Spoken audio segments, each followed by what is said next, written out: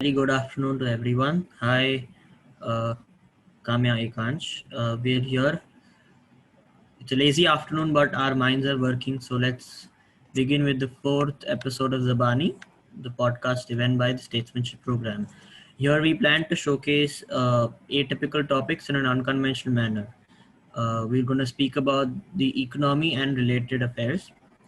Now, everyone will give their own introduction, followed after which we will follow with the discussion. So, a very good morning to everyone. I'm Kamya Arya and I'm a volunteer with the Statesmanship Program who are presenting this podcast, Zabani, today. And in the topic of Indian economy, we've always heard about, and it's something which is very related to politics, which is very related to our everyday lives. Now, coming on to the current situation. So, COVID-19 pandemic, of course, had taken the world aback and had made their life slower. But when we're talking about economic perspective, there was like a stringent lockdown, especially for India. Like I think it began on 17th March. I remember that it was my maths board exam, and I came home and I was like, okay, so now there's a pandemic now, and we're going to stay home. I was kind of relieved, but as the months passed by, now I know how severe this has been. So I think, yeah, so people have lost their jobs. There is hardly any data available for the migrant workers. We cannot even talk about the unorganized sector as of now because of the lack of availability of data, even though the capital market, or as I say, the stock market, is doing pretty well for being in a pandemic. The Nifty is doing well, the Sensex is doing well. It is not a complete overview of the economy. It's only taking into account the major MNCs, the major sectors of the economy. And one thing that I really wanted to talk about the economic perspective was how the different reports and the opinions by World Bank and the International Monetary Fund have come into place as the pandemic is spurging in India. So yeah, that's my opinion on it. Okay, Ekansh, why don't you introduce yourself and talk about what you think of the economy right now? Okay, so once again, I'm Ekansh and I'm also a volunteer with the Statesmanship Program. And we're here in the fourth episode of Zabani.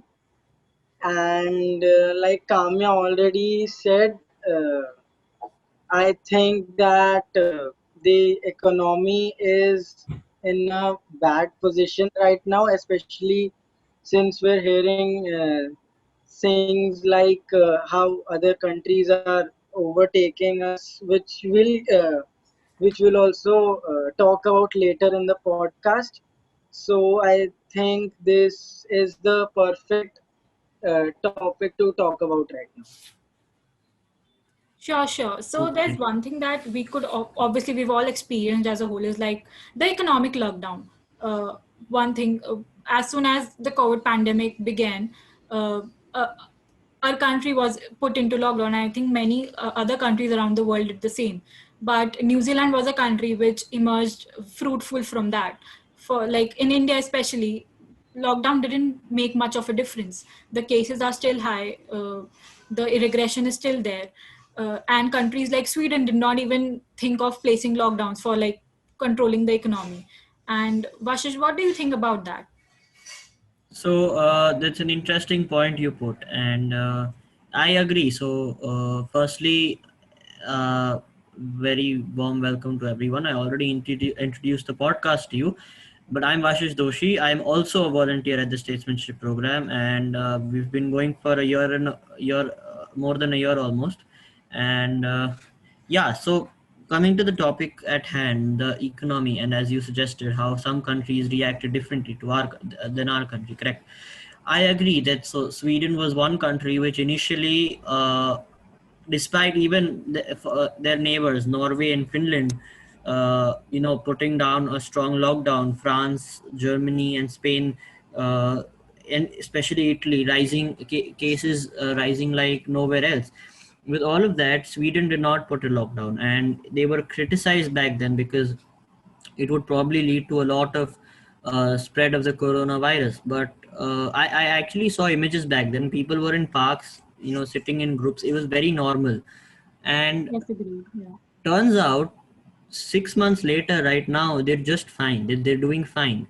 yes, there is another increase in the cases in Europe right now, but it's manageable as of now. If they do put in certain restrictions and make wearing masks a compulsion of sorts, I think they can do just fine, and they have the opportunity. Similarly with New Zealand, as you suggested, right? New Zealand closed all inside cases at one point in time, after which there was another increase in cases, but that was external cases, that was not within community transmission. But in comparison to that, India had to lock down. Yes, because of the large extent of the Exactly. population that we The have. extent of the population is unimaginable. Yes. They not only have developed amenities like healthcare systems and an infrastructure to keep the money flowing, countries like Sweden and New Zealand, but they also have a very manageable population considering the amount of resources they have. And again, the population over there is disciplined in the sense that there is differentiation in sectors of organized and unorganized. Even the unorganized sector is ruled by proper laws, and so that money from the government reaches those people pinpoint and exactly in an exact manner. Correct. India does not have that because it's a newer nation. It's a developing. It's not so new, but it's still developing. Yeah. It's not reached that developed stage yet. So what I mean to say is that with the huge population, India cannot possibly have assumed that it will be just fine. It could have gone that way, definitely. Kept everything open. The economy could still keep working, but that would have amounted to a huge number of deaths. That is something India has averted. India has a very good statistics in terms of the number of deaths per cases.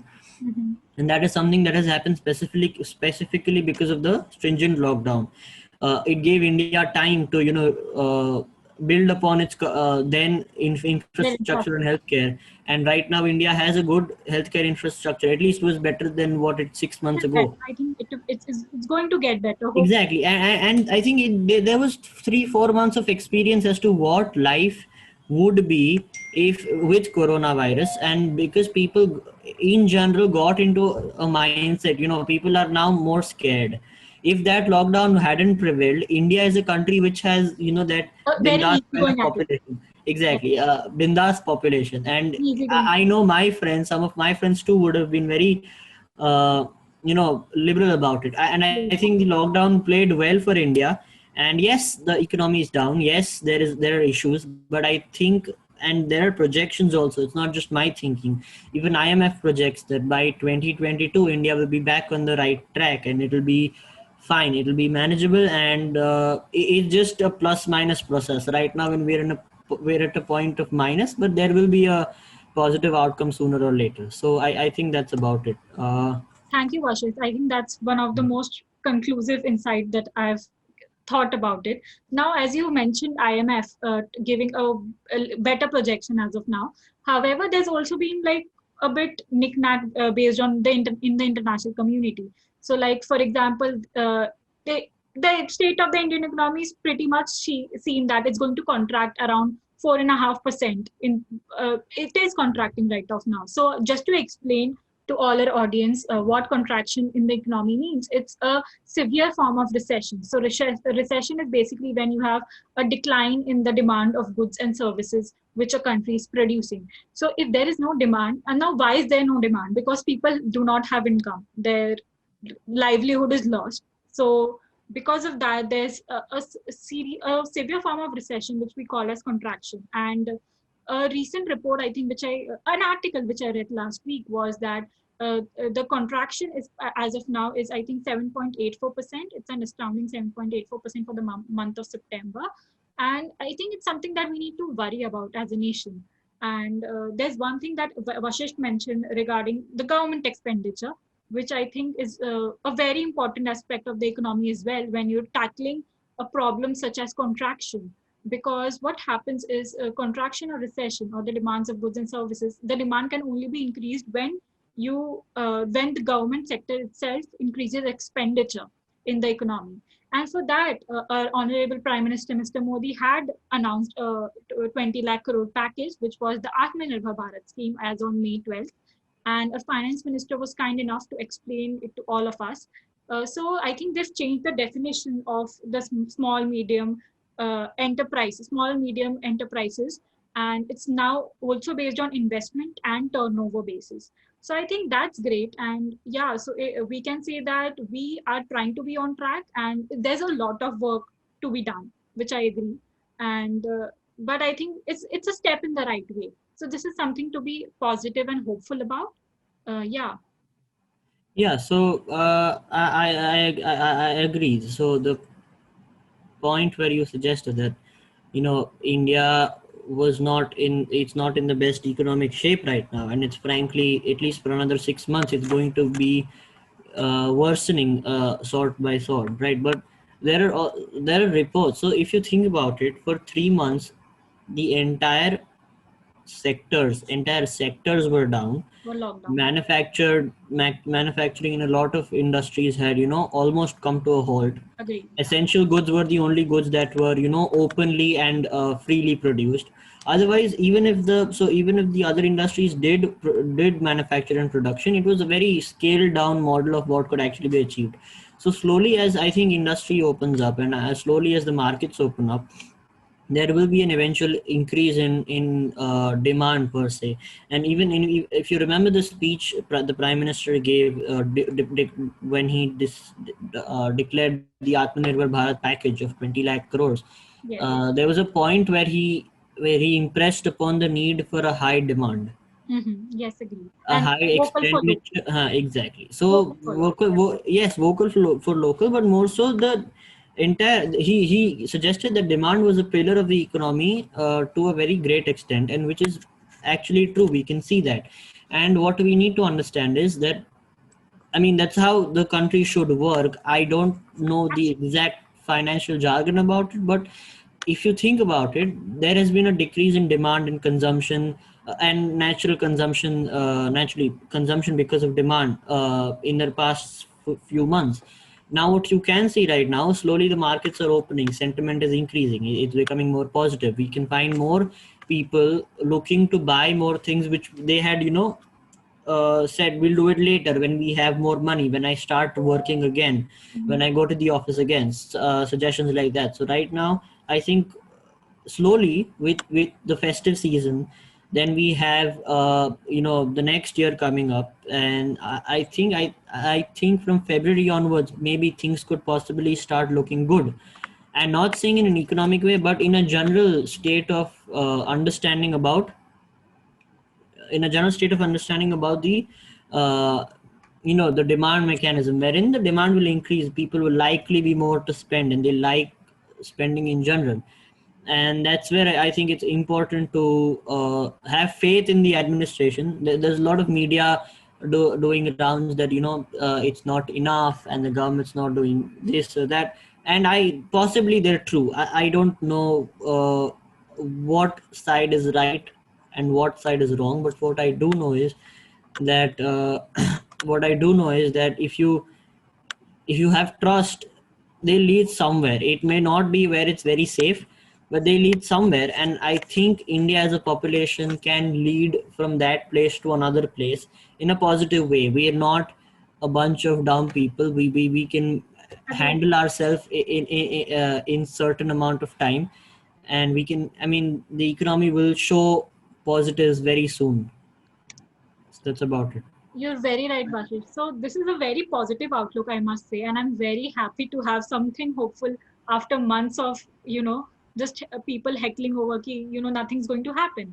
So yeah, this is very hopeful and insightful. Now, what I'd like to thinking about was that the 7.4% data which I was talking about was the consumer price index. Now, what you said about how people being vocal for local and being more of okay, let's go and buy things now. We can this is the time that we should at least invest in commodities which can be useful in the future, such as gold. So yeah, but consumer price index is something like you are not. It is affected largely like by inflation as well. So in terms of that, I think what you have presented is like a proper a middle class household's mindset, which I think is very insightful because I myself think that way. Now, coming on to one of the, I think, crucial things was about how India is going to plan a future with respect to this, and that will, I think, determine as to what we are going to do as a country, as an economy, as a whole nation.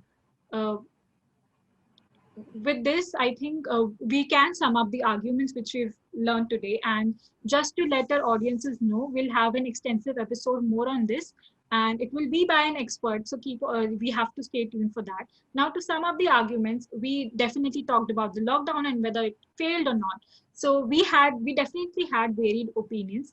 With I am of the opinion that it was needed, but it failed sadly, and it was needed to bring that scare for the same reason, because coronavirus pandemic is deadly. Okay, the numbers which we see on television, the numbers which we see on charts are real people who are passing away in real time. So it is something that we need to take seriously. We need to be precautious, wash your hands, wear a mask if you're going out essentially, and try avoid going out, like in total, obviously. But if there's, obviously not everyone can do that because we are earning people and we need to earn a livelihoods as well. I remember during the start of the pandemic, as you said, lockdown of the shops completely. I only visited for 2 weeks. I only visited a pharmacy near my home, which had all the essentials stocked up.